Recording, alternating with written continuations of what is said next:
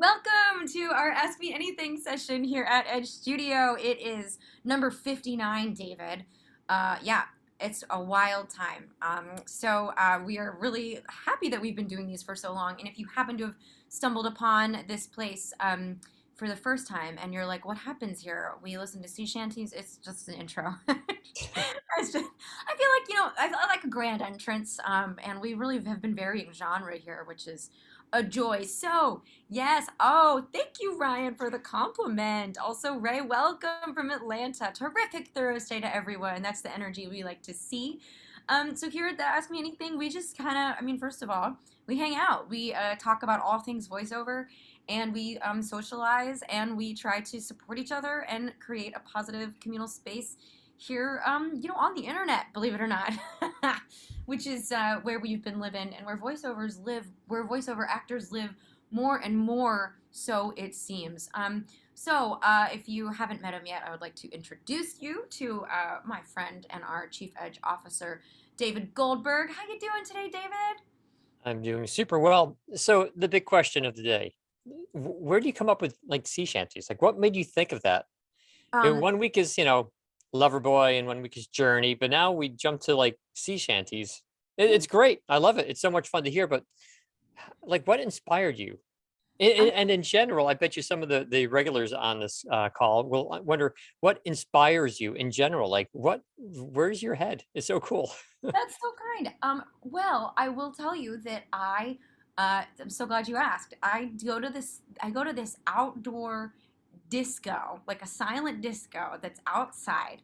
And we have a theme, and I'm leading this month in Brooklyn, and it's in Red Hook, which is a sort of, it's a kind of hard to get to place in Brooklyn. And the theme is pirates and mermaids. And Oh, so the DJs have been putting together like dance mixes to sea shanties and, Pirates of the Caribbean soundtracks and just sort of some really fun kind of like ocean themed like sort of music. And this song I had heard before, because it was trending on TikTok, David. Oh, as so some people might have heard it. So I was like, oh, if people are on TikTok, I'll get this. Sea shanties were trending.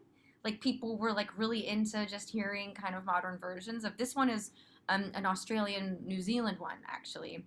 Fun fact. So then I've learned about them because I've been like, what is the deal with the sea shanties and where they come from? And also, what I like about listening to trending sounds is seeing like what music people are into. So like we did Beyonce. I think we did Beyonce last time, if I and her kind of like summer hit.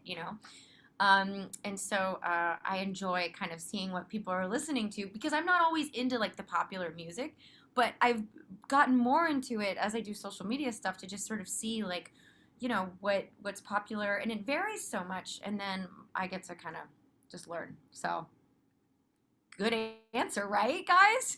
yeah. Very cool. It's So really fun to hear. thanks. Yeah. And then sometimes y'all with the coaches, we have a guest star, we're like, you know, um what do you like James Andrews was like, I want the Who. So we get to kind of really switch it up based on that too. But when we did the home studio show and tell, I brought in the Danza Kuduro, what big hit from like 2012 from the Puerto Rican slash I want to say Brazilian guy. Isn't he? There's like some Portuguese in that song. Anyway, so fun times. Here we are talking about, all kinds of things as we begin. Oh, the title. Yes. So the title of that song for everybody, that was called The Weller Man. I'll put it in the chat. Soon may the Wellerman come. So fun times. Okay. Love the shanty. And thanks everyone's complimenting my hair. I got it a while ago, but now I think it's kind of like growing into it in a good way. So, everyone, this is great. Like I said, we socialize, we catch up, and we talk about all things voiceover. So, if you have not been here before, the way we do it is we put all questions. This session is just me and David into the chat, and you can ask us anything about that you're wondering or want to know or want some insight to in the voiceover universe, and I will sort of MC it on over to David. You are all muted, obviously, because if we had, 50 plus people unmuted, it would be chaos, and I don't think anyone would like it. I don't think anyone would like to be here. But if we need clarification, or if, we've got Howard here, and if we want to hear his accent, we can unmute and things like that, and it's super fun. And so, what else? Oh, you can save the chat after the session by clicking on the little ellipses on your lower right-hand corner. Howard's accent is the best, says Terry. But we also love Terry's low tones, so we've got a bunch of good voices in the house, which is yeah, we do.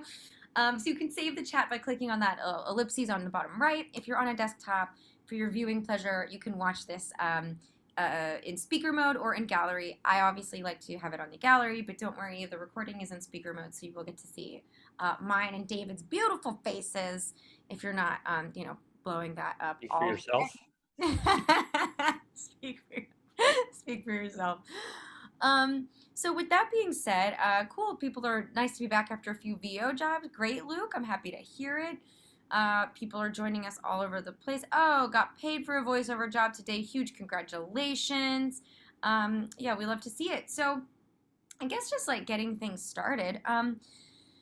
Oh, we had talked about, there was a question that I said I would answer last time, and it was funny because it was like David and Siobhán's answers would be really different. But I haven't talked to David about this in a while, but I'm curious if, to get us going, there were questions about the routine. And I know that the answer for most people is going to be like, it depends. And certainly it depends on the day, as opposed to the VO life. But David, are you willing to talk to us a little bit about kind of a day in the life in your position here, running the voiceover studio? You're asking about my day, Yeah. or like a typical voice actor day? Um.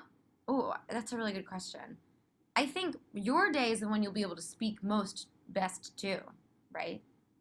Well, it'd be scary if I couldn't talk about my own day, but I don't know if like it's really helpful to anyone else because like you guys are voice actors, I'm not. I can tell you a lot about other voice actors because I work with so many, Yeah. and they all work differently. I've really found that everyone has their own way about this industry. I know a lot of pro voice actors who work a whole bunch of hours in the first half of the day and then they're done. And I know who some who do the complete opposite of that, and some who work sort of speckled throughout the day. A lot of it depends on your ability to stay focused, in control of your voice, and how long you can edit without going stir crazy. And some people love editing more than the voiceover, and some people like the voiceover more than the editing. I mean, there's no one right way. Well, there's probably one right way for each of you, but it's probably different for each of you. So when I was on my run this morning, a voice actor who's very successful Skyped me. We still Skype this with this person, myself and she had me listen to a huge audition she had, and she was auditioning for her. And in the middle, I said, like, look, I have like 2.5 miles left to go, and there was a rush, and I said, I'm do it. So while I was running, I was actually directing an audition. She gets up super early in the morning, and she's out there auditioning. She likes her morning voice. It's different. It really is different for everyone. So I think really what you have to do, all of you, my suggestion is to figure out when your voice is its best, understand if it changes throughout the day, and take note of that. So know when you may want to record different auditions or jobs. Figure out when you have more vocal stamina and more mental stamina. So if you have a long form narration, maybe that's better to record in the morning or in the afternoon. And after a while, honestly, you'll start to find that you may make fewer errors in the morning or fewer errors in the evening. You may skip more or words and things like that at a certain time of the day when you're just not as mentally focused. Um, and there's also the quality of your voice. Like I said, some people wake up with scratchy voices, and sometimes that's great to use on a particular recording, and sometimes it's not. So, yeah, you should take the exercise to figure this stuff out, because when you are a pro voice actor, clients are paying you to give your best. So the more you know about your voice, the better of a job you can do. 100%. Again, I love to talk about this kind of stuff, which is like strategy. And everybody's strategy is going to be different for how they approach their business. But we also know it's a numbers game, especially for my new folks, and like how many auditions you're churning out versus how many your jobs you're booking, right? And for people who are just trying to figure out how to get into the swing of things, I think it's okay to manage it however best you can with X amount of auditions a week. But I think approaching, if you're like, if it's about your recording schedule and your audition schedule, there's two parts of it, right? For online casting sites, which is a great place for folks to begin, you're going to kind of, you have to factor in the time it's going to take for you to batch the auditions, to source which ones you're going to do, right? And that's going to take you X amount of time. You don't know how long that's going to take you until you've done it a bit to sort of get into how much you should factor in. Okay, maybe that's 15 minutes where I pick X amount of auditions I want to work on. And then I'm going to get into the booth and I'm going to spend X amount of time on these auditions. Because what you don't want to do is spend way too much time. You also don't want to breeze through them, right? So I talk to students about, it's either you're thinking about hours you want to put in or number of auditions you want to put in. And it's okay to start there. I mean, there's so many different ways that you're going to come up with the strategy. But figuring out how long it's going to take you to organize all of this stuff can help you build it into some kind of routine. And to David's point, your schedule might be different based on how, like Terry's put in the chat, like my voice sounds ridiculous in the early morning. But some people, if you got kids, it can be hard to, maybe recording early morning or late night is like kind of your only option, right? Because you're kind of doing the other stuff during the day. Or you got a day job right now and you can't and you go to the day job, or you work from home, but you can't really focus the attention you need on the auditions, right? So a lot of stuff to think about, but typical days can also vary if you have a job that you're doing and you're not doing auditions that day, or maybe if you have an agent, right? And the agent sends you auditions randomly, and not, I mean, they don't do it randomly, but they come in. It's not planned how those auditions come in. And then you're like, how do I manage the auditions that come in without dropping the thing I'm working on, but also getting the audition to my agent in a reasonable time. So there's a lot to factor in. And again, I think David's point, making notes, doing the exercise to see what's working for you, also to see what's not working for you, and just sort of documenting what you did, how long it took, how it's going, if what you like, can build a bit of structure. I think structure is key for this kind of work because it's easy to get overwhelmed and feel like a little bit lost. Anything else, David, that you feel about that stuff? No, no, No, that was great. that was perfect. Thank you. Hey, us. From Brian, I'm so happy that Brian Wiggins is here. It's great to see you, Brian. I'm loving your early morning workout posts. It's very inspiring. Yeah, I'm inspired by it, and I'm like, dang, Siobhán, you gotta get back on your grind. From Brian, what do you recommend for weathering the really slow times, like no jobs coming in regardless of auditioning, both in terms of activity and in mental health? Good question. David, you want to start? Yeah, it's great. When you have downtime, that's the best time to work on your business. Because think about it, when you're getting auditions and jobs, you're working in the business. But when you don't have auditions and jobs, that's when you work on the business. That's when you figure out how to grow your business. And growing your business is very personal, right? For some people, it's moving into a different genre. For some people, it's getting more of the same thing. For some people, it's getting larger scale jobs. Whatever your definition of success is, whatever your goals are, when you have downtime, that's when you work on the business. And you should have those goals. I mean, you should have, I feel like everyone should have their top 10 goals on a stick 'em note, right, attached to their computer, and use that time. Don't become complacent. Use that time, really utilize it, and figure out how to get more work. Um, the irony is, when you get more work, when you reach those goals, sometimes you're so busy with voiceover work that you can no longer work on the business. You end up only working in the business. And sometimes that's great, but other times it can backfire on you. I've known a lot of voice actors who've gone through this. They're so busy, and one big ass client leaves. Like they decide to go with a different kind of voice, or they go out of business, and whatever it is. And now the voice actor has like so much free time, but they haven't built up any. They don't have any foundation of marketing, and now they almost have to start from scratch, and that's not good. So you should always be working on the business to some degree, but like I said, when you have extra time, work on the business a whole lot.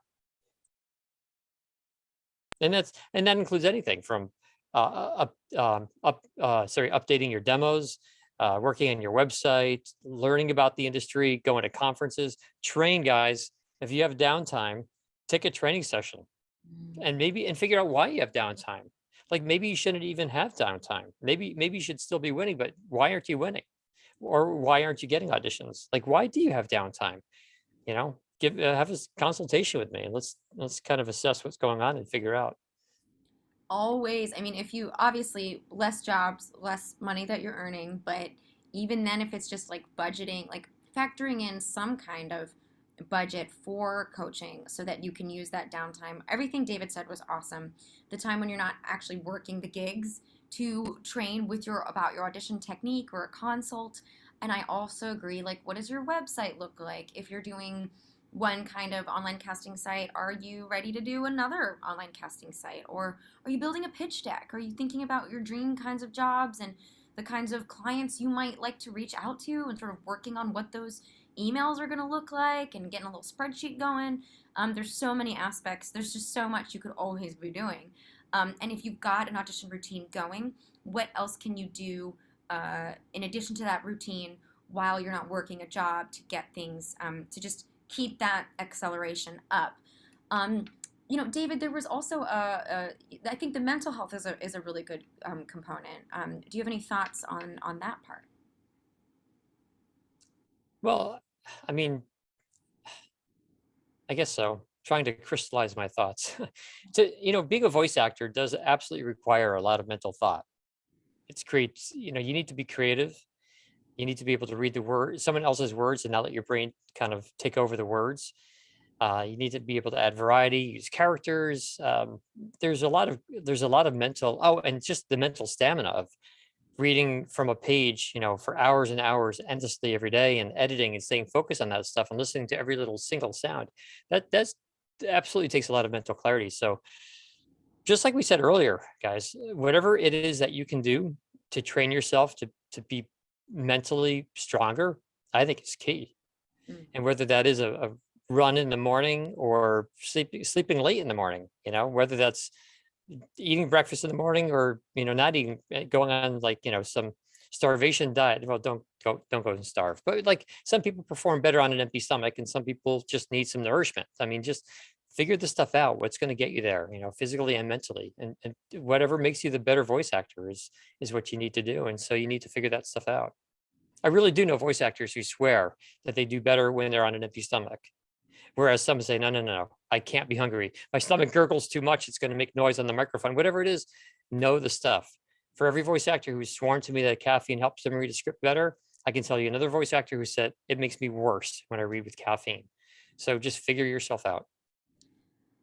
I can also speak to the mental health end of like how it feels kind of depressing when you're not booking work and the feeling of overwhelmedness and like how am I going to do this? And the thing that I always do to check in with myself is like, is this a thing that I want to pursue that brings me joy when I'm doing it? And that ultimately, do I still feel like it's worth it, right? So always be checking in of like, is this a thing that I really care about? And then I think it's seeking community is also very good. Like talking, this is why I'm actually like an advocate for social media as a voice actor. For one of the reasons is just like having people to talk to be like, hey, how's it going with folks? Or like to having someone to sort of just talk about it with, like when you're having a low season. Um, and I think also the state that is like just if reminding yourself that things do go like this like in life, and there's so much that we cannot control about that, right? And that understanding that some years we spend more than we make on our business, right? As like small business owners, that's a reality. And then other years we're like gonna do really well.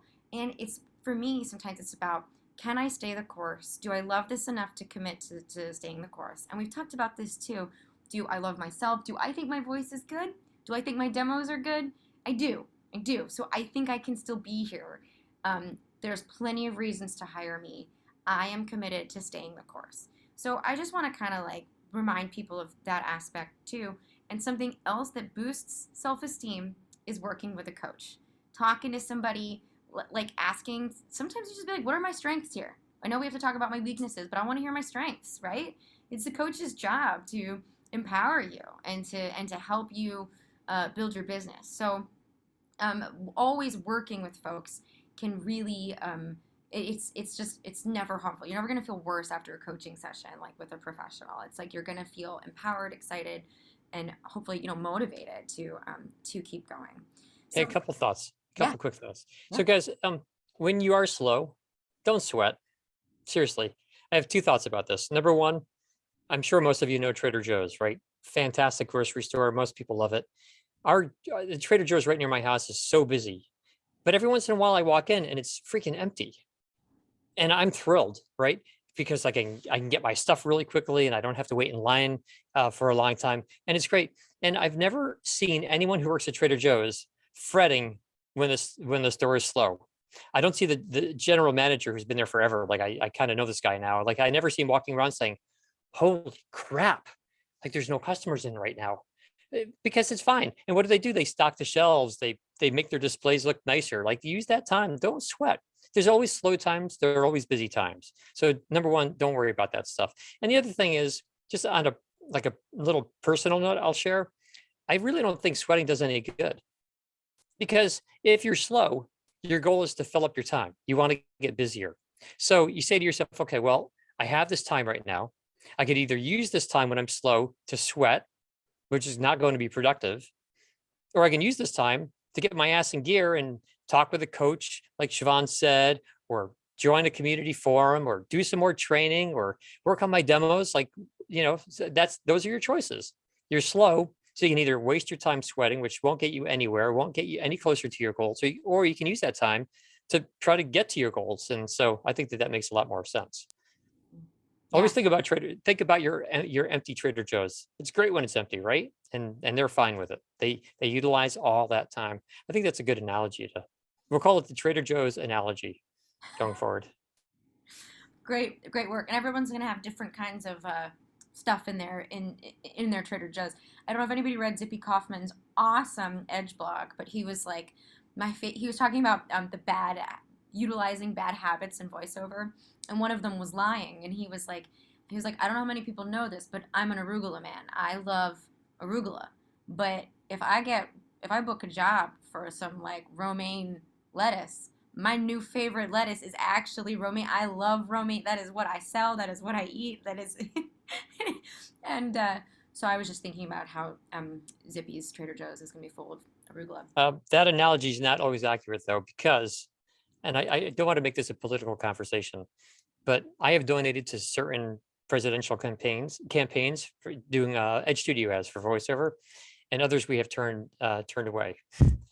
I Oh, yes. So it can't always be like, the next president is your favorite president if they want voiceover services. I Um, do feel, just a side note, I feel very strongly that there's nothing wrong with turning away work, right? At Edge Studio, like as the owner of Edge, there are clients over the years that we've said we just don't believe in this product, and one was a presidential campaign, and we said nope, not for us. Nothing wrong with that at all. But that's I another topic, another day. As another topic another day. Definitely agree. Yeah, you don't want to your soul is worth it to not lie about the things that matter to you most. But lettuce leaves, I think we could all agree. I think we can, yeah. Okay, so let us leave that alone and move on. Oh, Ah, do my best. okay. He was telling me jokes pre-show, as I like to say, and none of them were as good as that. David, great job. Third time's a charm. Truly, truly, truly. Okay. Standard question. I've had it before, but we haven't talked about it in a little bit. What is the best advice, David, to someone trying to get into voiceover with no experience? Consultation. Get an assessment. Work with a coach who understands the entire industry, all the different types of VO work, and have them assess you and let them run you through a bunch of different scripts. Let them listen to your voice. Let them have you read in different ways, whether it's looking for long form or short form, types, different amounts of variety, how much range you have, and so on. And let them just get some sort of idea of whether or not you could be marketable, and if so, in what genres. Make sure you tell the coach that you work, whoever you work with, let them know what your goals are if you have any specific goals. Let them know your personal interests. Like let them know about you, so they have something to work with. And yeah, Start with an assessment. You can do it through Edge, through me or any of our coaches. You can do a private evaluation. We also have a course called the Investigate Voiceover class, which is a terrific class. It's like 3 hours, 2.5 or 3 hours long. Sorry, I should know that, but I don't. I think whatever it is, Siobhán, how long is it? It's 3 hours, and Okay, I I've think. dropped. Okay, sorry. So it's 3 hours. And it's great because you work with the small handful of voice actors, and the coach will give you some background on the industry, and you'll get to read, and you get an assessment at the end, and it's good. And there are things that we listen for. We listen for red flags, and they're all different types of red flags. Things that would make us say, well, maybe this is not for you. So yeah, but I would really warn you, without any experience, to not go and record a demo at home and go and market it. You'll probably waste your time. A group class is a great place for a new brand spanking new person to go in and not feel crazy. You'll feel comforted and taken care of. And here at the Investigate Voiceover class at Edge, where I've dropped a link in the chat, if you are in the New York area, in August I am teaching the in-person one, so you can come in and let me evaluate you and hang out with you, and we have a super super fun time. So that is going to be August 13th, I think. It's a Saturday. So yeah, training, training, training. We believe in training. So we are going to obviously talk about that a lot in this, in all of our AMA sessions, but it is with good reason. So from Ryan is saying, what are some good ways to get feedback? I've gotten some small pieces of feedback from Reddit and Discord on some commercial samples I've created. I've also taken the beginner course through Edge, Investigate Voiceover, which is what made me feel more confident in my potential. I know what you're going to say, David. So you can say it. You're going to say the feedback forum? Yeah, yeah. Of course, yes. Yeah, we Cool. have a feedback form. It's on our website. You can upload your recordings, and other voice actors will listen to it and give feedback. And I would strongly, strongly encourage you all to focus on giving feedback to other people, more so than getting feedback on your own work. It's more, it's much more impactful for you to give feedback to someone else, because when you give feedback to another voiceover, to another voice actor, you're forced to listen differently. You start listening like a casting person. You start listening like a client. You start listening critically, and you're listening to different styles and in different ways. And you start, honestly, like, you start thinking differently. You think in new patterns, and it ultimately teaches you to hear what other people do wrong. So then when you audition on your own, you can do right. It is unbelievably helpful. So use the feedback form. Like I said, even if you don't want to put up your own recordings, go on to the feedback form and just give feedback to other people. It will be hard at first, without question. You won't know what to talk about. You won't know to say, well, maybe it's too fast, but I'm not sure. Just give your all. Okay. And you do it, I don't know, 3, 4, or 5 times, and you'll start getting the hang of it, and you'll really start fine tuning your hearing. And that makes it way easier to self-direct your own auditions down the road. Mm. I love it. Also, David, I love it in general of like the challenges to give feedback to others. It also, it's like it's you contributing in a different way than you normally do as a voice actor. It's because you're talking about listening skills, which is so important. And everything he said, I agree with. And I've dropped the link in the chat. Of course, this is the VO Resource Center. So if you don't have a password or a login for Edge Studio, you got to create it first. And I promise it's going to be okay. I did it, and I don't like doing those steps. So if you're like, oh my god, these steps are so much, I did it. You can do it. And so then you can get on there and you can take part in all of the free resources that we offer in our resource center. And I appreciate the shout outs in the chat from Jennifer as well as Todd saying the feedback form is excellent for both listening and getting feedback. It's super helpful. Amazing. Love you all. Thanks for your energy. Okay, so we talk about these a lot. There's a sort of general question from Todd, David, about the value of he said pay to play, but they're officially online casting sites. You do pay for the subscriptions though, but what don't we pay for subscriptions to these days, except for AMA? Honestly, I feel like maybe like charging me all kinds of stuff. I don't know. It's crazy. So anyway, David, thoughts on the value of online casting sites? I think it's terrific. If I was a voice actor, I would definitely be on the online casting sites. I would pay the subscription and do it. And here's the thing. So a lot of people have said to me over the years, I paid my $300 for the year and I got all these auditions, 15, 20 auditions a day, but I never won anything. It's a waste of time. It's a waste of money and so on. And the vast majority of those times when I listen to those auditions, I realize, well, of course you didn't win anything because your auditions suck. Like you're not trained, you don't know what you're doing. And it's fine. Like everyone has to start somewhere, but you can't expect to win if you have no foundation. It's just not going to happen. So so I think the priority is to get trained first. I don't even think I know. The sequence is to get trained first and then join the online casting sites. If you're trained and you join the online casting sites and you're still not booking anything and you're auditioning on a regular basis, well, then you're just not self-directing well. There's something blocking you. And some of you on this call have heard me say this in past. One of my favorite things to do in this industry is to work with voice actors who say, you know what, I keep auditioning. I think my auditions are pretty good, but I'm not winning them. That's when I like to go in, listen to your auditions, look at the specs from the client and say, well, yeah, of course you didn't book this job because they asked for, A and you gave them B. They asked for a fast read, you gave them a slow read or whatever it might be. And that is a really interesting exercise for anyone. I would encourage everyone to do that with me at some point, honestly. It's incredibly helpful. But whatever you pay, $300, $400 a year, that's great. The other way to look at the online casting sites is to say, if someone offered you the chance to send you like 10 or 20 scripts a day and you could practice audition, you could practice editing, you could upload the scripts, you're not going to win anything. It's just for exercise. But for an entire year, we'll send you 15 or 20 scripts a day.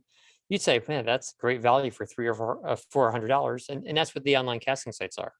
And with them, you have a chance of winning anyway. So I think they're a great value. It's great exercise, great practice. It's a great way to get work. I see no reason not to join them. I agree with everything David said. And sometimes, when we're newbies, it's like, well, what are we gonna do? Well, those auditions, like, they don't come to us if you don't have an agent, right? You gotta go get them. And I also like to look at it, everything that David said, but you look at it as when you've paid for that subscription, you better utilize that thing. So get your tush into the booth because you paid for it. So hopefully you can use it as a motivating factor that you don't waste. It's only a waste of the 300 if you're not doing it. So treat it like a gym. Worst case, like David's point, worst case is you're auditioning and sharpening your skills and you're practicing editing because you've paid for it. So, there's lots of ways to look at it as an investment in your career and in yourself because you're worth it. Maybe it's not like a bouquet of flowers, but you can treat it like some really fancy flowers that you bought for yourself because you're worth it. Um, I have KJ. I love this name, and they're like, my name is kind of hard to pronounce. And is it like Kirsten? But okay, KJ. I hear conflicting info on how much editing needs to be done, and I'm confused. Some people say keep it minimal, limiter, and normalize only. And others say to add noise reduction, compression, and EQ, as we do with Artbrooder. What do you find is the best practice and most professional? Well, it depends if you're talking about auditions or jobs for clients. Does the question say, Siobhan? It says I think it just says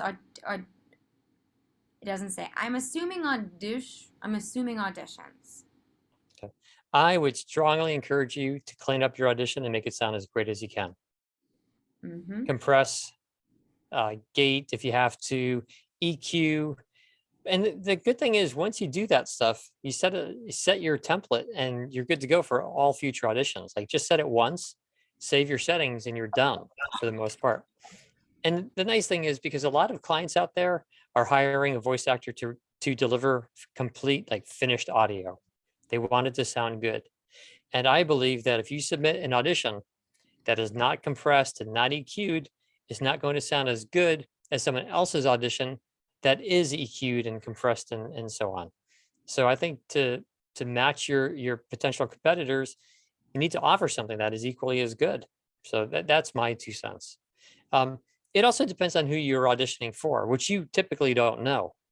But if you submit auditions to me and you submit an audition that's not compressed and not EQ'd, I can listen to it and I can think to myself, well, that thing's not EQ'd and that's not compressed, but that's no big deal because I can easily do it myself. And I mean, after so many tens of thousands of doing these things, I could probably do it better than you can. I'm not saying that in a sarcastic way, but I can do it faster and better than just about anyone else.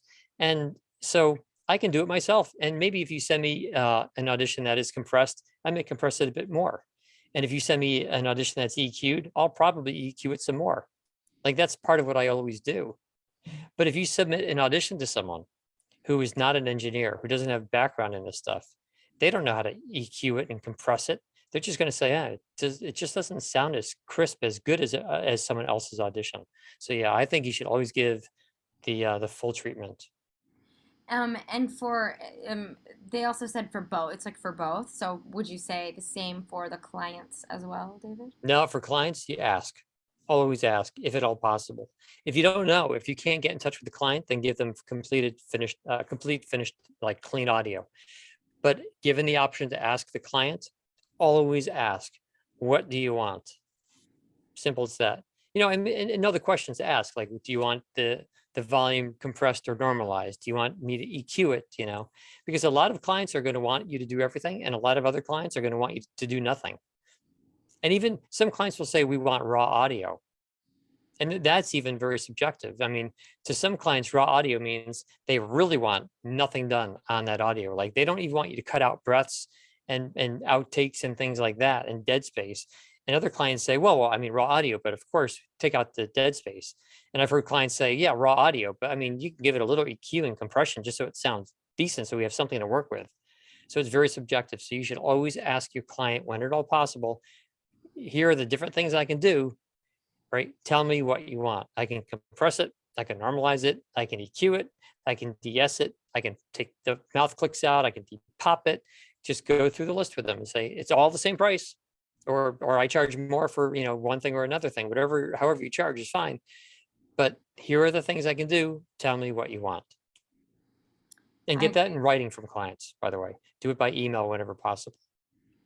Great. Yeah, I agree with all of that. Michael also said, fine tune your space so that your room sounds good in your booth, Mhm. um, and that will also help with all of the labor involved here.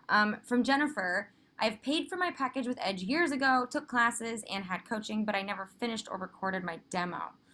What is the best way to get back on track? I'm gonna say uh, call the education department and talk to them about your situation.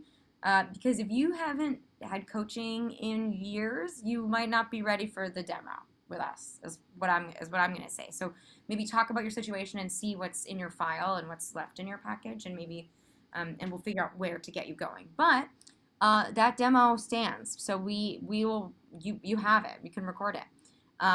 But you might want to have some more coaching.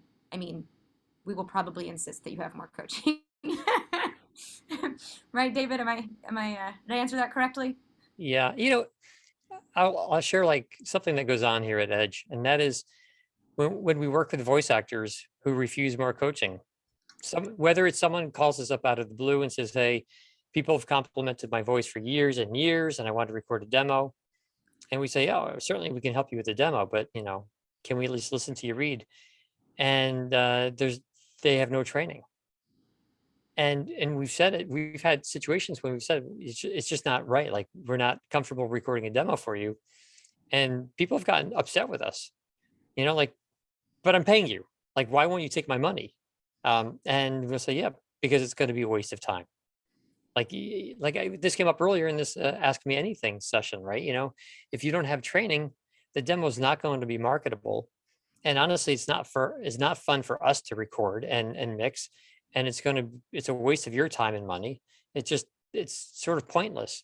So anyway, yeah. So we will strongly, strongly encourage you that you get more training.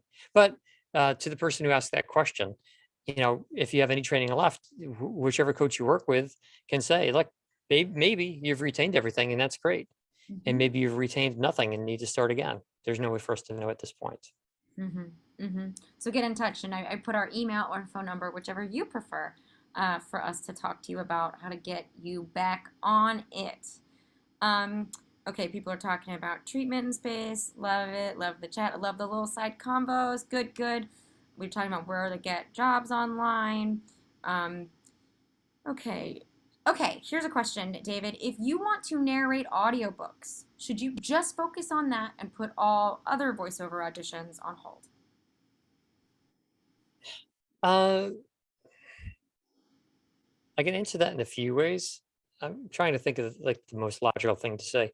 I would say if you want to focus on audiobook narration, then certainly your training should go in that direction, and your practicing should go in that direction.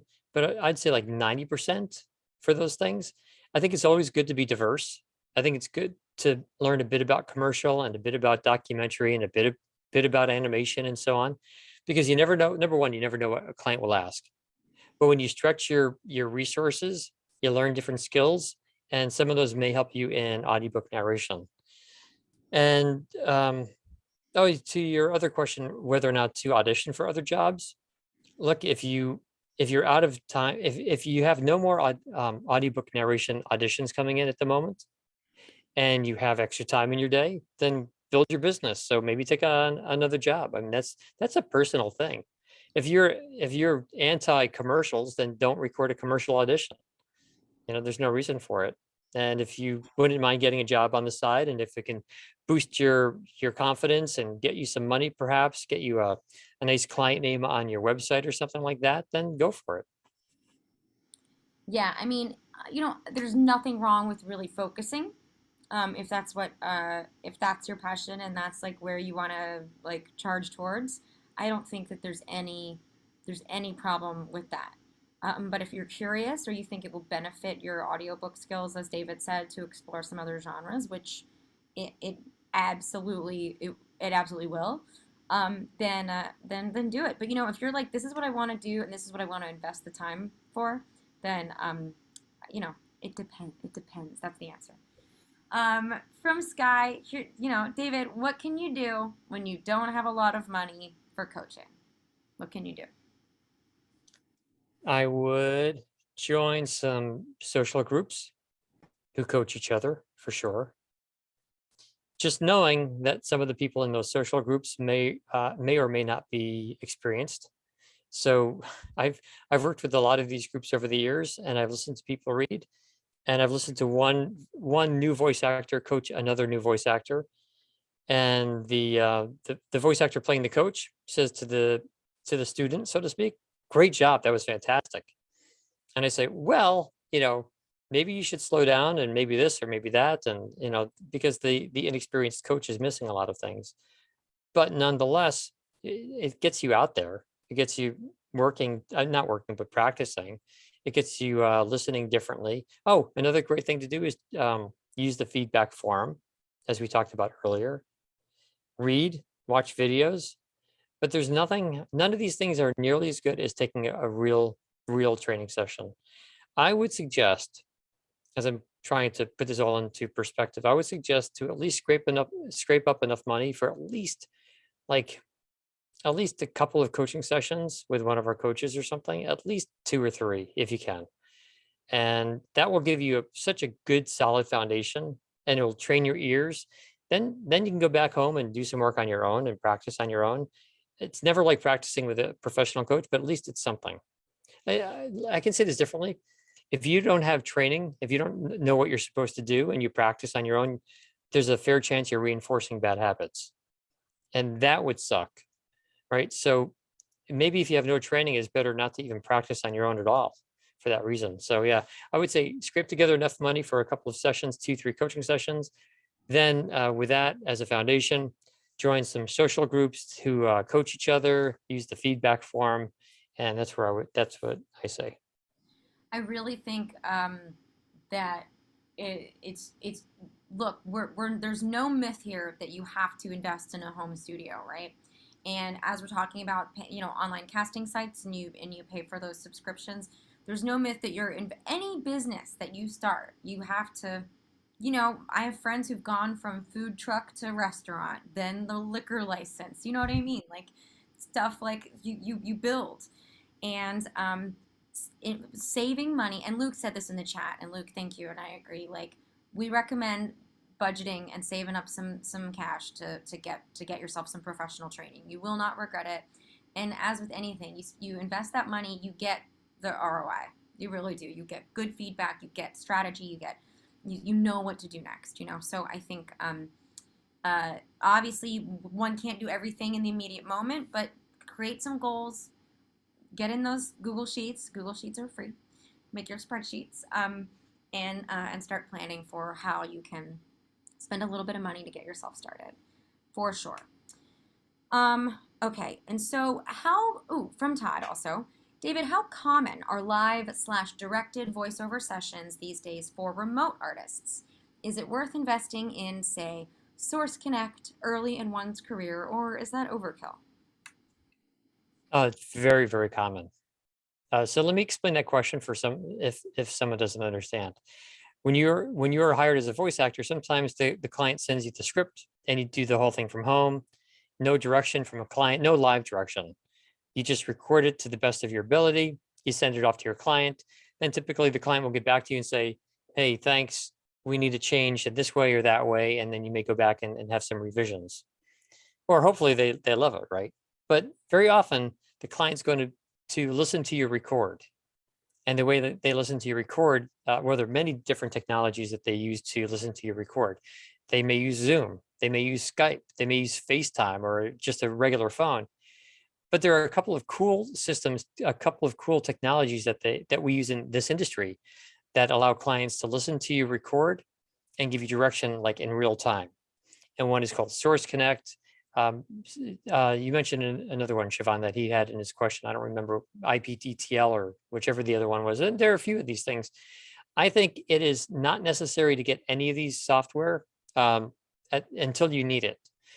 But I do think it's necessary to study them and know how to use them. So if a client calls you and says, hey, we'd like to hire you for a string of commercials and we'd like to direct you by Source Connect, then you can say, no problem.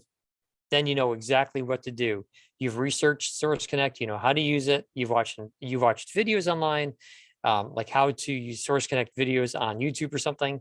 You know how to download it. You know the link. You should like have the link ready, and then you can just go and download the application onto your computer, and you should be good to go. And that way, you can say to your client, "No problem. I'll have Source Connect ready for your first session." I mean, we have to be a little bit of wizards out here, doing a lot of different things. But I agree with David. It's kind of like, do you invest in it now when you're just starting, you're maybe not booking stuff? But I believe it's been a minute. Source Connect has a trial, right? I think, yes. Yeah, a Mhm. lot of them have trials. Getting those nods. So do the trial so you can study it. Another fun thing to do in downtime. Get the trial, learn, spend some time working on that. And then you can buy it when you book the thing because you know how to do it and you're ready to go. If I'm following David's advice correctly. Mhm. Yeah? Nailed it. Yes. She was perfect.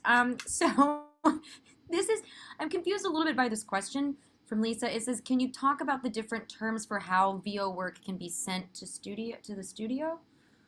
Um, oh, are you talking about editing it, Lisa? Like EQ and compression and things like that? This chat is I think lit. she's talking about delivery. Delivery. Okay. That's what I would have guessed. Did you Lisa, clarify, Siobhan? I'm looking for her. She's still here. Delivery. Great. Go, David, go. Okay. So, yeah, I mean, there are lots of ways to deliver audio. If a client needs an MP3 of a small file, you can just email it to someone, and usually that's fine.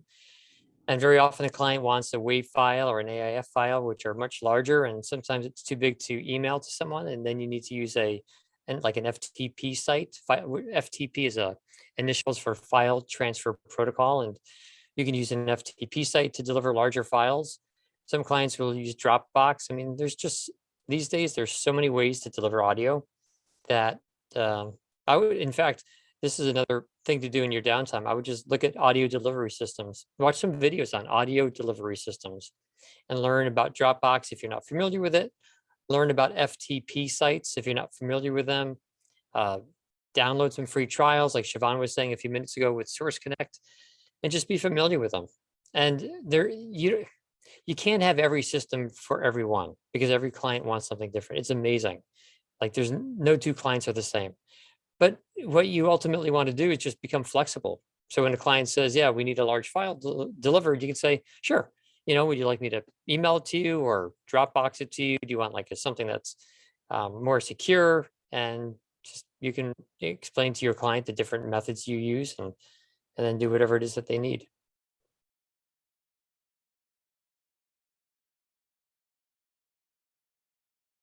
Oh, I think we lost Siobhan. Yeah, yeah, Siobhan's gone. Okay, let me open up the chat and I'll find a question. This will be, I think, the first time I've ever opened up the chat in and Ask Me Anything. It's so hard for me, guys, to not read the questions that come in. Like I try so hard to keep looking at the camera. I always tell myself, keep looking at the camera. I always want to like scan around and look at the people and look at the chat, but I don't. Okay, I'm looking at the questions here. They are, someone said, highly recommend this guy for learning. I'm looking for questions here. What can you oh, what about when you can record through the phone? Lisa Bell asked, what about when you can record through the phone? I'm not sure what she means by that. Let me find a different question.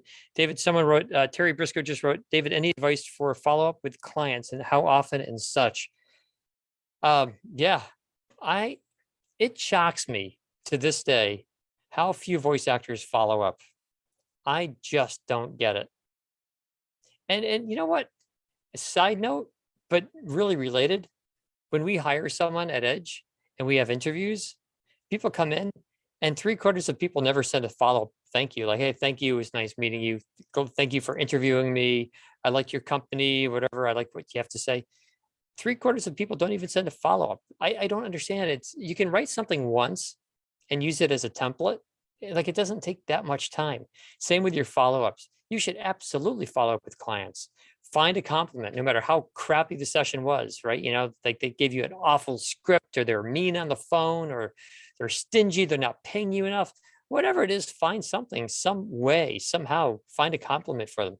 Hey, thanks for bringing me into your session. I would not say hiring me. That's kind of all like too focused on money, but thanks for bringing me into the session. Thrilled we got to work together. By the way, big note on follow-ups, don't lack confidence. Do not show any lack of confidence. Do not write in your email to your follow-up email. Don't say, were you happy? Did you like it? Do you think it came out well? Like, do you think you need any changes? I hope that word that I pronounced was okay. Sorry if it took a little longer. I had a scratch in my throat. Screw all that stuff. Show confidence. Okay. It's a corporate thing. It's a business to business.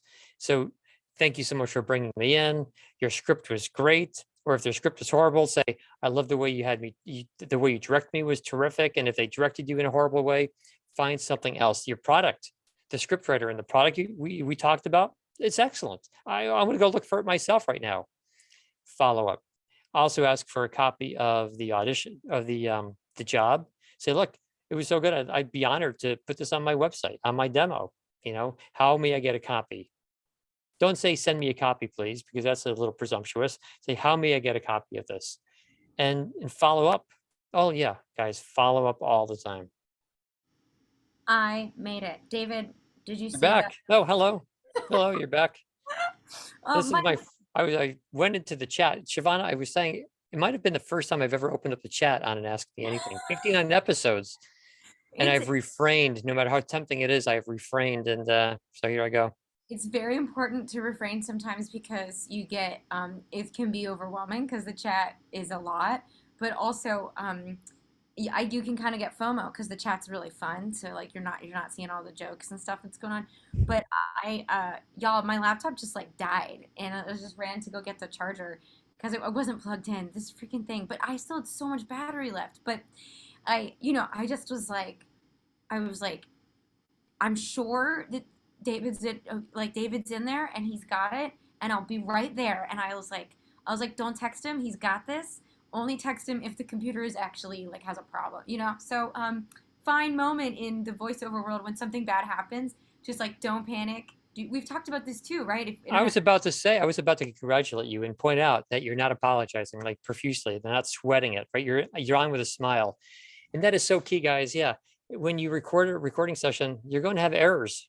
You're going to stumble on a word. You're going to forget a sentence. You're going to muck something up, and it's okay. You're human. Don't apologize. I've been on recording sessions when my computer goes out and I don't get back on and say, "Oh, I'm so sorry." And I'm sweating. That doesn't do anyone any good. We talked about not sweating earlier, right? Just say, hey, you get nothing wrong with apologizing. I think it's great to apologize, but once and move on. Like, hey, so sorry about that. My power died. Anyway, I'm glad to be back on with you.